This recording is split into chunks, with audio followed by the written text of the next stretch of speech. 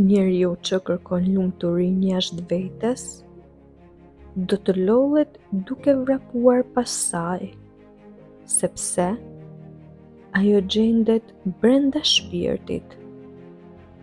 Kur e pranon veten ashtu siç je, me të metat dhe virtytet e tua, fillon të ndjesh një paqe që askush nuk ta merr dot.